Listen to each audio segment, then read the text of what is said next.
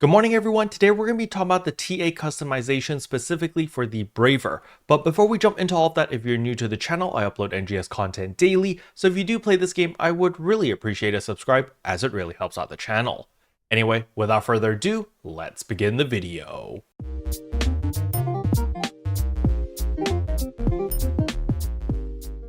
So the very first thing I want to talk about is of course the tech arts customization for the Braver. We do have two new skills. We have the Iris Gale as well as Ceaseless Draw. So the first one I'm going to talk about is going to be Iris Gale because this is the one that I'm most familiar with since I usually play Katana Braver and I main Braver.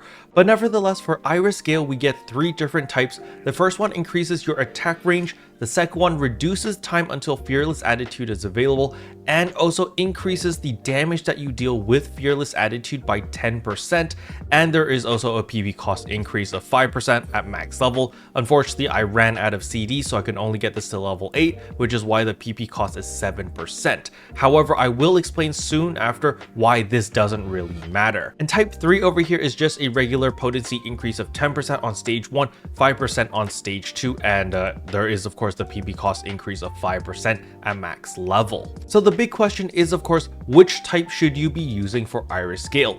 Personally, if you are farming for PSE bursting and that's the main piece of content that you do and you're killing a lot of weak enemies, then increasing the attack range is actually really nice because it increases it pretty substantially. So, this is my go-to for PSE bursting. However, if you want to use Iris Gale for the Fearless Attitude, let's say that you're doing something more difficult like MDFA or DFS, then having the Fearless Attitude potency increased by 10% is actually really massive. As you can see in this B-roll right now, I'm actually going to play this clip. You're going to see that I'm going to get Fearless Attitude right there and look at that damage, 17,867.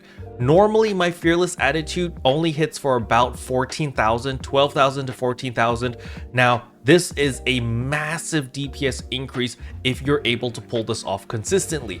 And so Fearless Attitude is really nice because it regenerates a ton of your photon power as well as deals a lot of damage. It actually deals a lot more damage than your regular weapon counter or your weapon action. So if you are able to adapt the Iris Gale into Fearless Attitude into your playstyle, it's actually a pretty substantial DPS increase. Now the PB cost over here doesn't actually matter that much because every time you pull off Fearless Attitude, you regenerate a lot of photon points. So personally, if you just want to invest like 8 points into this or you want to invest even less, it's perfectly fine. So, you don't have to go out of your way to try to get it all the way to level 10 because the only difference between level 8 and level 10 is simply the PP cost. As you can see right here, when I increase it all the way to level 10, this is the only difference. You still get the 10% potency increase even at level 1. So, if you just want to put 1 point in this, that's perfectly fine as well. But the main thing that you need to get used to is Iris Gale has a long animation. Even though it reduces the time until Fearless Attitude is available, which is pretty substantial, but it still does have an animation wind up, which is a little bit annoying, and you do need to kind of get used to it in order to implement it into your rotation. Versus where your weapon action is a lot easier to pull off since you can animation cancel with weapon action and you can kind of interrupt any of your other PAs with a weapon action in order to pull off the counter. However, do keep in mind that counter damage that you deal with weapon action is significantly less than Fearless Attitude from Iris Gale, simply because with this TA customization, you get that extra 10% potency, which is actually pretty massive. Now, another thing to keep in mind is using Iris Gale will cost a lot more PP than Silverleaf Storm. Normally, we use Silverleaf Storm, which only costs 10 PP every time you cast it, versus Iris Gale, which is going to cost you 20 PP, and it's actually going to cost you more than 20 PP if you don't have a high level for your tech arts customization. Let's say you only put 1 point in it, then it's going to cost you significantly more than 20 PP. So it'll really chew through your photon points really quickly, especially if you're not used to getting the Fearless Attitude counters all the time. So the TLDR for Iris Gale is if you do easy content and you just want to PSE burst and kill a ton of weak enemies, stick with the attack range. However, if you are going to be implementing this into your MDFA runs, your DFS runs, and Darkfall's Dahlia when that comes out next week, then you want type 2 over here, and it will take a little bit of muscle memory, a little bit of trial and error in order to weave this into your combos, into your rotation when you're fighting all of these bosses, because remember the timing is a little bit different with Iris Gale. There is the large wind up or that animation locking, which you kind of need to get used to, but the DPS increase is definitely worth it with this 10% extra potency. Now, the next thing we need to talk about is, of course, Ceaseless Draw. There are 3 types as usual. One is increased attack speed at the cost of minus 13% charge potency as well as uncharged potency.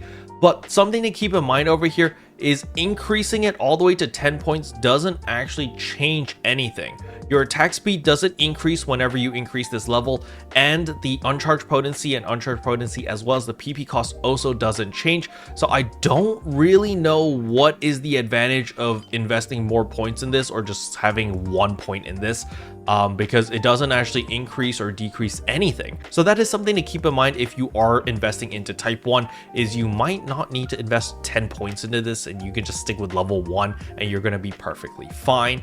But personally, I think type 2 has a little bit more potential over here, because if you invest 10 points into this, whenever you go into Brave Combat, your charge up time for the Ceaseless Draw is reduced by 90%, and the number of your final bonus hits is increased by 300%, and there is 0 PP cost increase. So this is actually super nice, because basically whenever you enter Brave Combat, you can spam the living daylights out of Ceaseless Draw. You can literally just spam click and you will deal a ton of damage, which is really nice.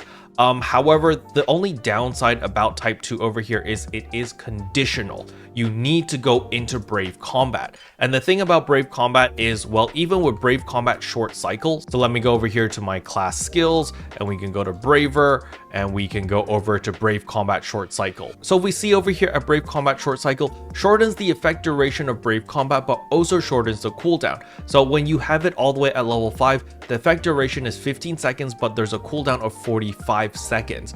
So there is going to be some downtime because, you know, you won't be able to use your Brave Combat all the time in order to get all of these buffs. Sure, it lasts 15 seconds, which is nice because you're going to need those seconds in order to pump out all that damage, but there is downtime. So unfortunately, you do have to wait like 30 seconds in order for this skill to come back up. So that is the main downside for Ceaseless Draw type 2. However, the damage you can deal in that 15 seconds is actually really substantial. Now as for type 3 over here, where your Illusion Plus immediately has potency and photon bow attack impact charge effect, it increases it by 30% and increases your PP cost by 5%. This is also pretty nice. The nice thing about this one is it's always active, you know, it's unconditional. It's exactly the same as this one up here where it's also unconditional.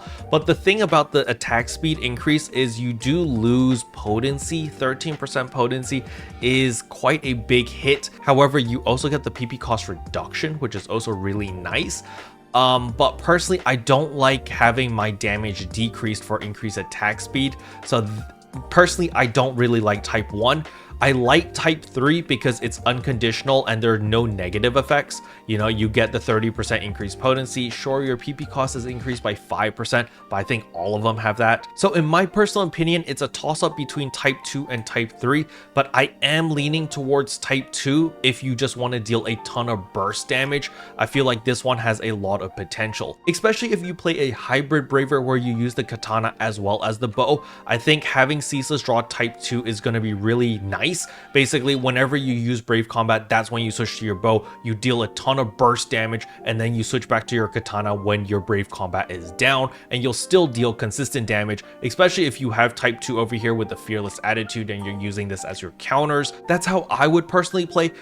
I would use the bow for burst damage and then I would use the katana for consistent damage, and that's kind of how I played Braver back in the base game as well. But everything I just said is just my personal opinion. Let me know in the comment section below, what skills would you pick? Special thanks to all the members for supporting the channel. It really means a lot to me. Thank you again. But yeah, that's all I wanted to cover in today's video. Hopefully you guys found it helpful. If you did, I would appreciate a like and a subscribe, and I'll see you guys in tomorrow's video. Bye.